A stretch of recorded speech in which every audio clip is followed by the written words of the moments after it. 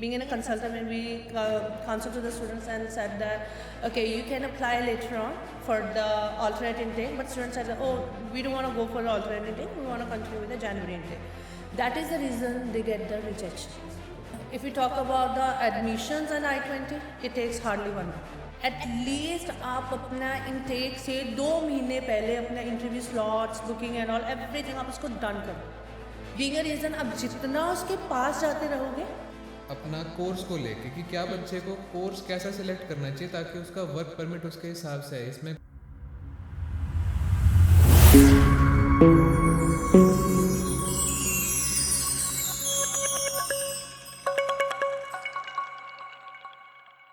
So hello everyone, welcome back to the channel of the Immigration Gurus. This is Talk with TIG and I am your host or dost Raghav Chanda, and today I have with me. Hello everyone, Jyoti Sharma Gandhi. As you all know me very well. So today we are going to discuss about the USPs of USA.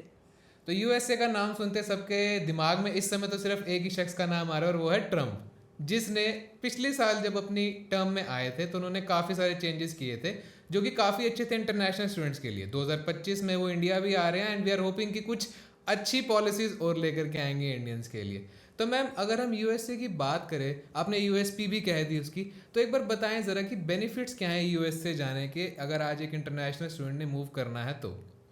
देखो Raghav, USA का जब ना नाम आता है तो सबसे पहले ये आता है that is a largest and strongest country. ठीक है, इन टर्म्स ऑफ आप उसकी इकोनॉमी की बात कर लो, आप जॉब अपॉर्चुनिटीज़ की बात कर लो, आप वहाँ का लिविंग स्टैंडर्ड की बात कर लो, या कुछ भी ले लो.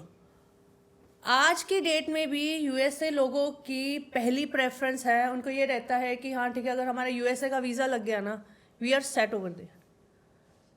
तो वो चीज़ें बहुत ज़्यादा मैटर करती है. और बच्चों के लिए तो और भी ज़्यादा बेनिफिट इसलिए हो जाता है क्योंकि एक जब आप ना एक अपना रिज्यूम रेडी करते हो किसी भी कंपनी में जॉब के लिए, चाहे वो इंडिया हो चाहे वो आउट ऑफ इंडिया हो, किसी भी कंट्री में, जब वहाँ पे ये लिख के आ जाता है ना कि अच्छा ठीक है, इस बच्चे ने यूएसए से स्टडी कंप्लीट करी है, तो वो ऑटोमेटिकली बाकी की कंट्रीज़ के कंपैरिजन में उसका रिज्यूम और भी ज़्यादा वेटेज हो जाता है. दैट मीन्स कि वो बच्चा वहाँ से लिविंग ऑफ स्टैंडर्ड, वहाँ से एक अच्छी एजुकेशन और बहुत सारी एडवांस चीज़ें सीख के है. So that is the reason USA मेरे अकॉर्डिंगली क्या बाकियों के लिए भी बहुत ज़्यादा बेटर अपॉर्चुनिटी लेके आता है.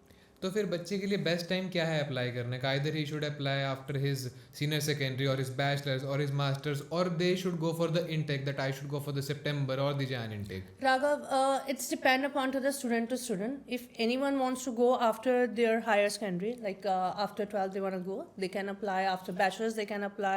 If they want to go for their double masters, PhD, they all can go. Okay, that is totally up to them. But अब आ जाता है बच्चों के लिए ये रहता है कि अभी इट्स जस्ट लाइक के admissions are open for January intake, और स्टूडेंट्स के लिए ये हो जाता है कि that we want to apply for a January intake, we don't want to go for a August intake. क्योंकि बहुत ज़्यादा ही कम इंस्टीट्यूशंस हैं यूएसए में जो mid of May and June intake provide करते हैं. अदरवाइज 2 मेजर इनटेक्स रहते हैं, जनवरी एंड अगस्त. बच्चों की स्टिल डिमांड है that we want to go for a January because they are not trying to understand कि अगर आप किसी भी इंस्टीट्यूशन में जा रहे हो, they are giving you the fast offer letter, fast I-20, okay, but still it take 15 days time.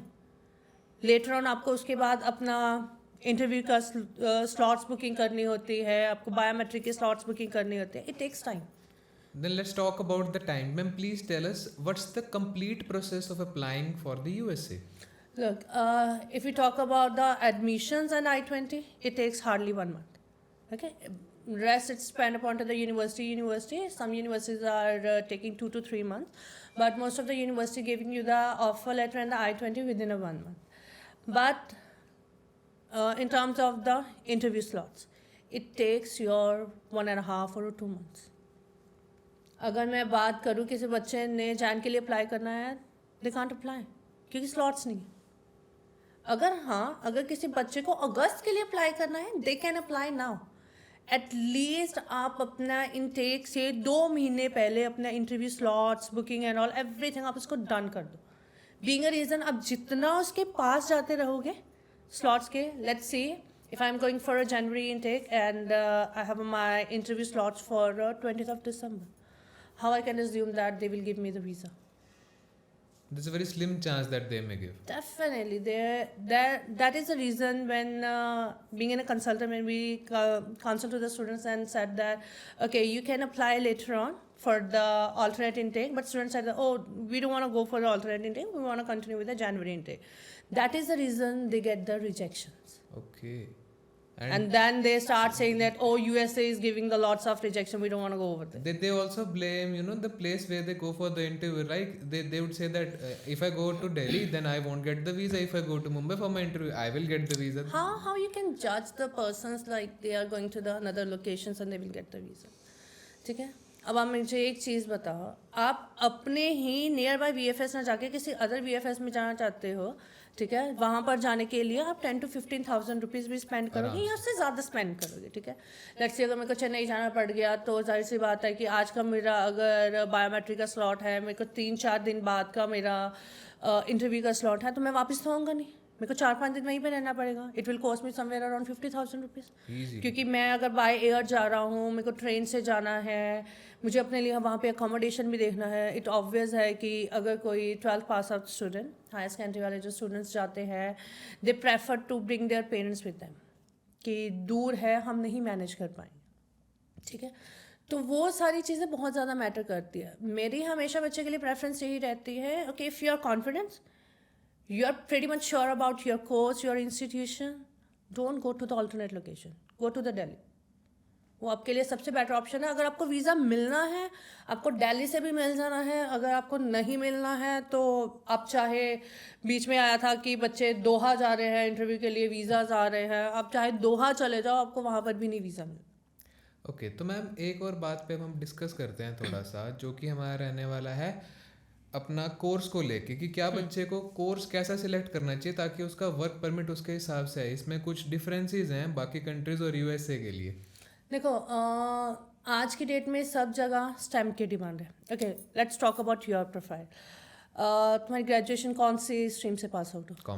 Commerce से pass out. So it's obvious कि तुम्हारी प्रेफरेंस रहेगी कि मैं बिजनेस एनालिटिक्स, डाटा एनालिटिक्स के कोर्सेज के लिए चला जाऊँ, फाइनेंशियल मैनेजमेंट्स के लिए चला जाऊँ. That is your preference. But जो एवरेज बच्चा होता है वो क्या करता है, हमें बिजनेस मैनेजमेंट के लिए भेज दो, हमें ह्यूमन रिसोर्स मैनेजमेंट के लिए भेज दो. जब आप जाते हो data analytics, financial analytics, business analytics के कोर्स के लिए, these are analytics static courses, ठीक है, आप इनमें जाओगे, आपको वीज़ा मिलेगा. आप जाओगे जर्नल बिजनेस कोर्सेज के लिए, they are not going to give you the visa.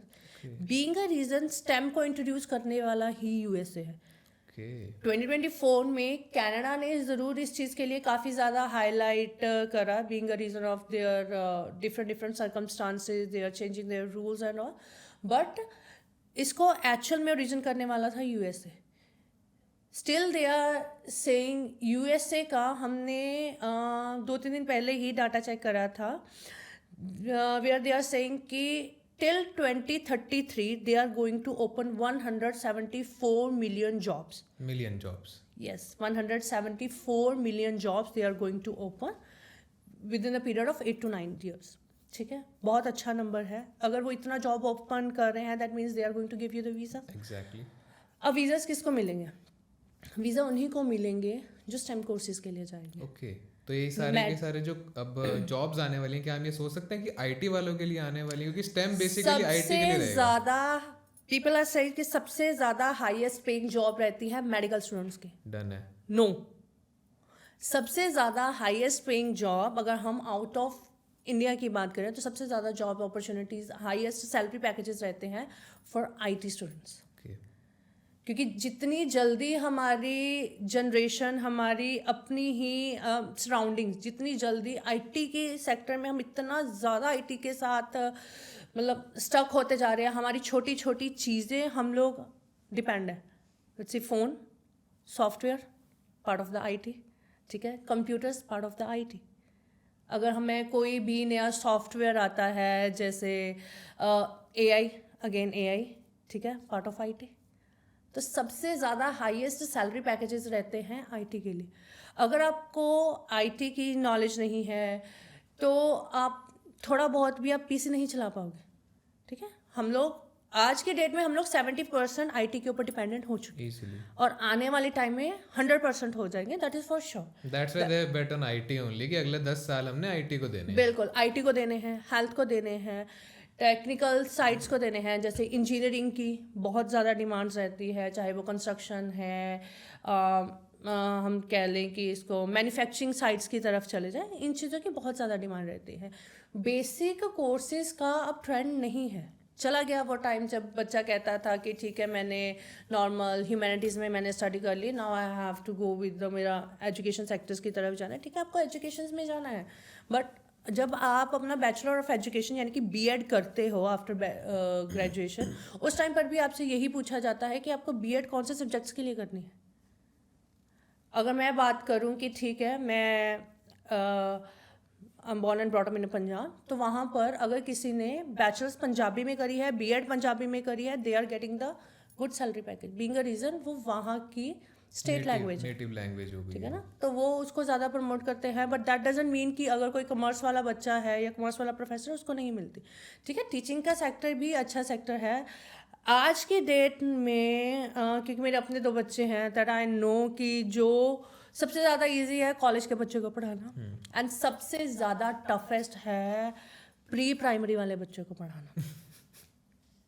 That's true, pre primary वाले बच्चों को हैंडल करना that is the biggest challenge, क्योंकि मैं अपने 2 बच्चों में थक जाती हूँ and they are going to handle 20-25 student. ठीक है, उनको उन बच्चों को हैंडल करना है, उनको अपब्रिंगिंग उस हिसाब से देनी है that they can get a sharp mind. तो बहुत सारे फैक्टर्स हैं, but you need to choose wisely. वही आपका कोर्स ही आपको अपना वीज़ा ग्रांट करने में भी हेल्प करेगा।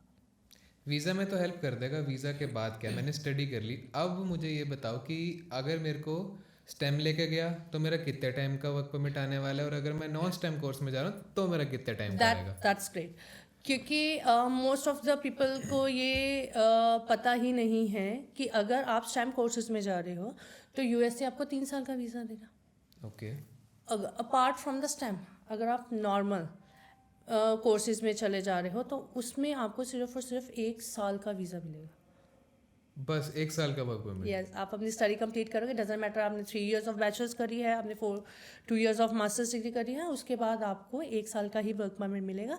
वहीं आपको स्टेम के साथ बेनिफिट क्या है, आपको स्टेम के साथ बेनिफिट है आपको 3 इयर्स का वर्क परमिट मिलेगा, प्लस जो उनका अपना एक ये जॉब्स वो ओपन कर रहे हैं उसमें भी स्टेम्स में आपको काफ़ी ज़्यादा बेनिफिट है, क्योंकि अगर वो 174 million jobs if they are going to open, उसमें से सबसे ज़्यादा जॉब्स रहने वाली हैं हेल्थ सेक्टर को।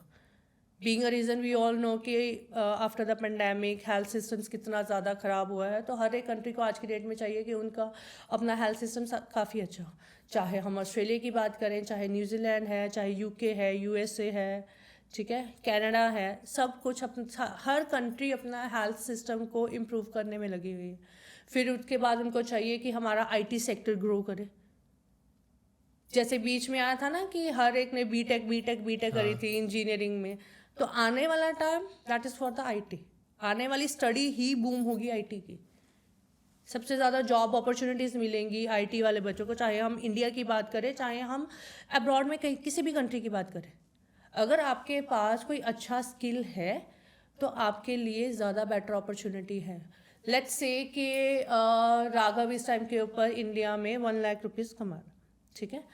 अब यही अगर तुम्हारे पास कोई IT सेक्टर की जॉब है तो तुम्हारी जो आफ्टर 2-3 इयर्स ऑफ एक्सपीरियंस तुम्हारा जो एनुअल सैलरी पैकेज हो जाएगा it will goes to 30 lakh, जो ऑन एंड एवरेज हो जाता है 1-1.5 साल के बाद। तो दैट मीन्स कि तुम ये एक्सपेक्ट करके चलो कि अगर तुम्हारा 1 साल के एक्सपीरियंस के बाद ही तुम्हारा 30 लाख रुपए का सैलरी पैकेज है तो 5 साल के बाद तुम कहाँ पहुँच जाओगे? वी कांट इवन एक्सपेक्ट बिल्कुल कहाँ तक जा सकते हैं। All right. So with that said, that's all from our side for USA. Thank you so much, ma'am, for joining us here. And for you all, if you want to know more about the USA, like which courses are suitable for you and where you need to apply, which universities and all, feel free to call us. We are here to help you. Thank you so much. Thank you so much.